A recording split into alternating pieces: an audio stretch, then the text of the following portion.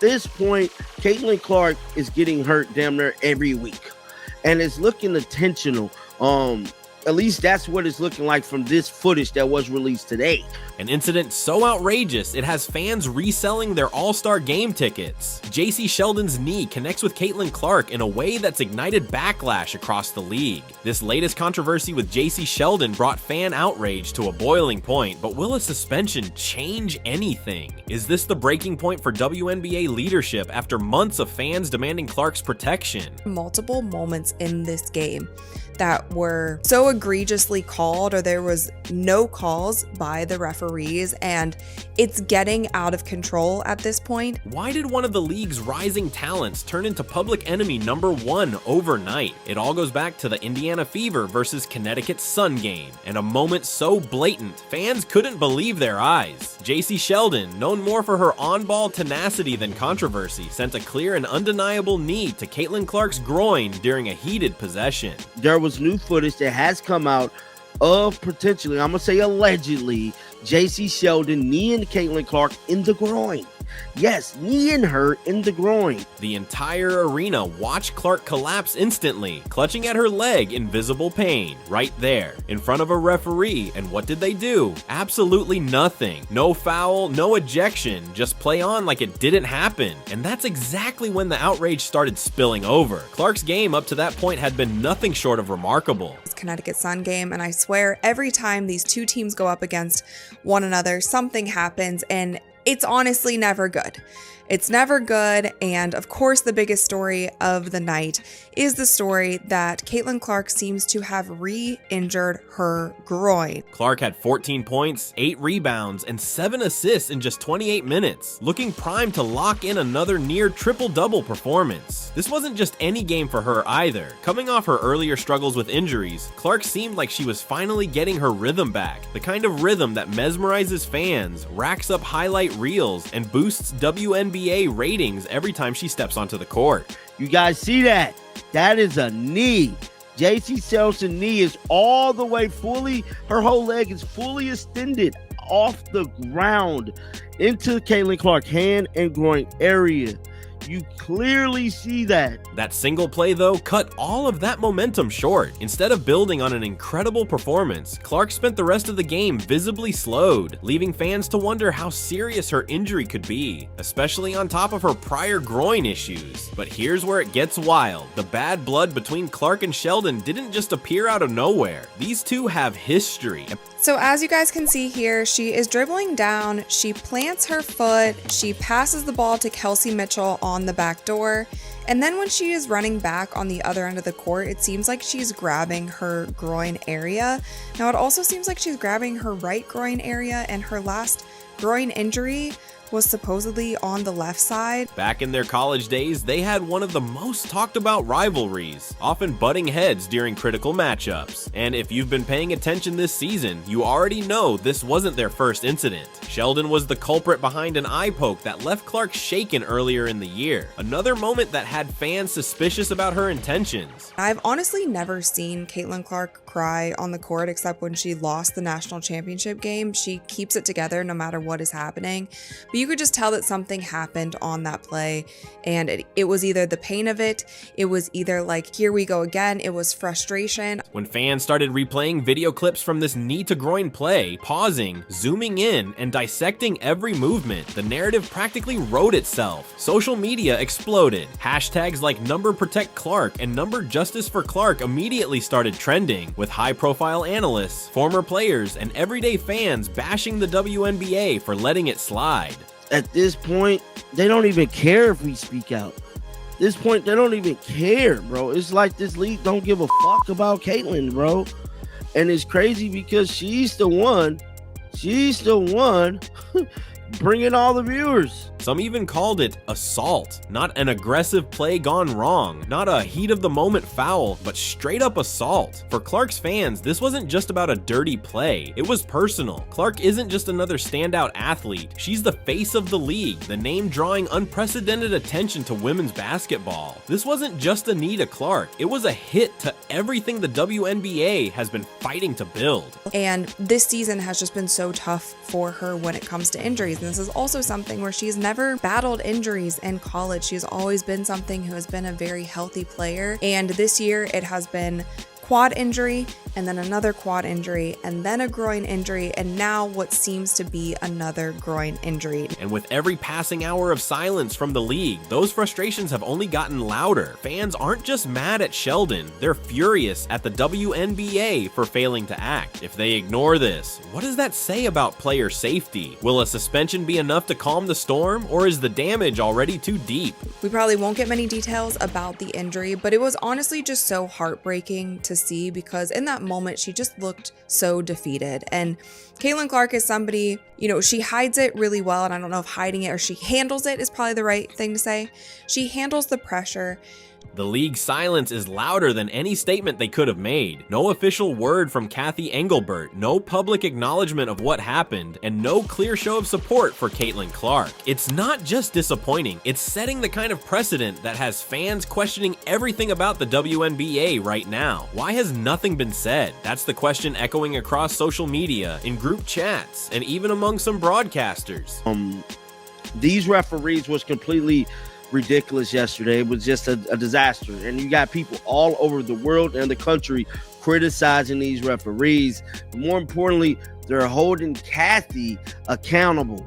Cathy Engelbert is the commissioner of the league. She has yet to release a statement, yet to step in to address these WNBA referees. Fans are left to connect the dots, and so far, they don't like the picture it's painting. The truth is, a lot of people think this silence is about protecting Jacy Sheldon, and by extension, protecting the league's image. But if that's the goal, it's backfiring on every level. Fans see a pattern here, and it's not a good one. And she came back, I believe, a little over 2 weeks being out, and I originally thought that they were going to keep her out through All-Star. As heartbreaking as that would be, just don't even let her play in the All-Star game, because groins are something that are just so finicky, but they're also things that can lead to bigger injuries. Let's not forget, this isn't the first time Clark has been on the receiving end of dirty plays, while officials and the league seem to look the other way. Earlier in the season, after Sheldon's eye poke went viral, the response was minimal at best. No fines, no follow-up. Now, fast forward to this knee to groin incident, and the frustration has boiled over. For fans, it's not just about the injury, it's about what it represents. She was getting hacked, she was getting hand checked, all of the things that we have gone over so many times, the things that continue to happen. I just, at this point, I don't know what to do. I don't know what to say about it. Our voices aren't really changing anything, and it's the players' voices and the coaches' voices should have much more weight than mine does. They're speaking out on it constantly. If the league can't even protect the MVP frontrunner, what does that say about how they prioritize player safety in general? And fans aren't just complaining online, they're taking action. All-Star ticket sales have reportedly taken a hit since the incident, with people reselling or outright giving away their seats in protest. Social media has erupted, with some users saying, if y'all won't protect Caitlin Clark, we're done protecting your bottom line. And I'm here to tell you, it is not a good moment in the fan base. Fans are quiet online. A lot of people are starting to look like they're reselling their All-Star tickets. Some people even giving them away. It's the kind of backlash that doesn't just hurt the league's reputation, it's starting to sting financially. Clark accounts for nearly 60% of WNBA jersey sales, drives broadcast ratings every time she plays, and basically put the league's merch game on the map in the first place. Her absence doesn't just impact fans, it makes sponsors and networks rethink whether their investment in the WNBA still makes sense. There's been so many things, so many players calling out the referees, so many players calling out the physicality, so many players getting injured this season, from superstars to players on the bench, from season-ending injuries to rib injuries to concussions. There have been just so many things, and it doesn't get better. Let's talk about Adam Silver for a second, because his name is coming up more and more in this narrative. Fans are already floating a new solution. If the WNBA won't take care of their players, maybe the NBA will. Petitions are out, comments are flooding Instagram posts, and the message is loud and clear. If Cathy Engelbert can or won't step up, maybe Silver should. Many people could be petitioning for Adam Silver to possibly step in and get rid of Kathy, dog. It's not just about fixing this one situation either. It's about saving the league's long-term credibility. Because look, the NBA has built its brand on protecting its stars. That's why LeBron gets the calls. That's why Steph Curry draws more fouls in one season than some point guards do in their entire careers. People might not agree with every call, but there's no debate that the NBA understands exactly what's at stake when it comes to protecting their marquee players. Kathy gonna have to be held accountable, bro. And at this point, Adam Silver look like he might have to step in. That's how bad it's getting. It's getting real bad. Fans are done waiting, and they've made it clear, act now or lose us. But what about Jacy Sheldon herself? Could this suspension set a precedent for accountability, or is it just damage control? Angel's spoken out about it. Kelsey Plum has spoken out about it. Paige says that she plays defense differently because she realizes how much more she can foul in the WNBA. Caitlin's spoken out about it. Sophie's spoken out about it. Coach Steph White has spoken out about it. The list goes on and on. A suspension might seem like justice, but is it really enough to fix what's already broken? According to league insiders, the WNBA is seriously considering suspending Jacy Sheldon after her now infamous knee-to-groin incident with Caitlin Clark. This comes after the massive backlash from fans and growing pressure from sponsors. Because let's be honest, the league couldn't stay silent forever. Just unfortunate, man. I said this last night, man. What if Caitlin Clark was your daughter, your relative, and just to see the treatment she has been receiving is completely beyond me, man. Let's not kid ourselves here. While a suspension might answer some immediate calls for accountability, it raises an even bigger question. Is this about doing the right thing, or is the league just doing damage control at this point? Think about it. If this suspension happens, it'll be the first major disciplinary action in what people are already calling the Caitlin Clark era. That's big. Okay, so this is a play where Sophie Cunningham is dribbling toward the baseline. As you can see, she catches the ball in the wing, dribbles down, and then Jacy Sheldon kind of body checks her out of bounds, but the referee didn't call a foul there.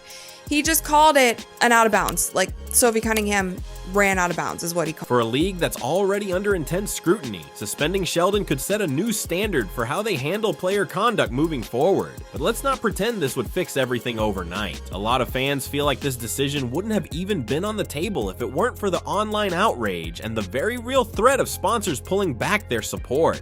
The coaches get technicals for it. The coaches get fined when they call them out to the media. Like, this is a top-down issue. This is a commissioner's issue. And now you have a tweet that goes out from Caitlin Clark's brother that says, make no mistake, this is on the reffing. And this is right after she seemingly got injured again. It's hard not to wonder, are they holding Sheldon accountable because they finally see the seriousness of what happened, or just because they can't afford the bad press anymore? Now, if we're talking about Sheldon herself, this incident could easily become the defining moment of her career. Her reputation for being aggressive on the court isn't new. Clark's fans were already angry over the eye poke earlier this season, but this takes it to another level. But she is a multi-million dollar, I could even argue a billion-dollar basketball player, and so she needs the top of the line people just making sure that she is good. You don't want to see an injury like this escalate into something where it turns into something that's actually torn, and she is out for a whole year or more. I honestly just feel so sad for Caitlin. A suspension would put a spotlight on Sheldon's conduct in a way that's hard to shake off. From now on, every foul she commits, every closely contested play is going to come under a microscope. Is she the scrappy competitor who pushes the limits, or is she crossing a line that could tarnish her legacy entirely? That's the debate she's going to face every time she steps onto the court. And I know so many of the times, like, we're talking about this when it comes to the Indiana Fever, but this does happen across the league. There are many plays that we could pull up. They just don't go as viral as the Fever ones. What makes the stakes even higher is Caitlin Clark's potential absence. If this injury keeps her out for too long, it's not just her season that's in jeopardy, it's the league's entire momentum. Clark is the focal point of the WNBA right now, not just because of her stats, but because she makes people watch. She's the name casual fans know, the face on the jerseys flying off the shelves, the reason companies want to sign those sponsorship deals. If they're not going to handle it, then she needs to get an NBA staff to work on her. She needs to get her own medical staff, go to Germany and get some shots that Kobe used to get. Like, there are many of things that are very legal that she can do. If Clark's not playing, all of that takes a hit. Ratings, ticket sales, and the WNBA's ability to build on the progress it's made in recent years could collapse if they don't figure out how to protect their stars. And let's not ignore the fact that this incident has sparked calls for some serious systemic changes. I just hope that the Indiana Fever's medical staff I just hope that they have the top of the line people in there for her. You need to have the top of the line people in for Caitlin Clark. Fans aren't just asking for a Sheldon suspension. They want stricter officiating, better protection for players, and actual transparency from the league. A suspension might be a step in the right direction, but it's just that, one step. The league has a long way to go before fans feel like they truly have the WNBA they deserve. So what's next? How does the league actually move forward from here? This is Aaliyah Boston and Tina Charles, and they are battling in the post. And then you can see Tina Charles just kind of swims around and then throws Aaliyah Boston to the ground, like punches down on her. And she's on the ground, and that was not called a flagrant one. That was called literally a common foul, you guys. Hands up at this point. Like, I don't even know what the players can do. Caitlin Clark isn't just another athlete lighting up the stat sheet. She's the reason people are tuning in. The league's growing momentum is tied directly to her name, her game, and the excitement she brings every single time she steps on the court. Lose her, and the WNBA risks losing everything it's built so far. But it messes up with even the entertainment value of the game. Yes, the Fever won this game. Was that a fun basketball game to watch? No. And it sucks when you see your star player who's heading into All-Star in just a few days, which, by the way, just today, it was announced that Caitlin Clark would be a part of the three-point shootout. She'd be doing her first WNBA three-point shootout at home in Indiana on her home court. Who knows when All-Star's coming back to Indiana? And she might not be able to do that now because she got injured again in this game. Fans aren't asking for much, just transparency, accountability, and a commitment to protecting the players who make this league matter. Whether or not the WNBA listens remains to be seen. The question is simple: will the league rise to the moment or let its brightest star fade away?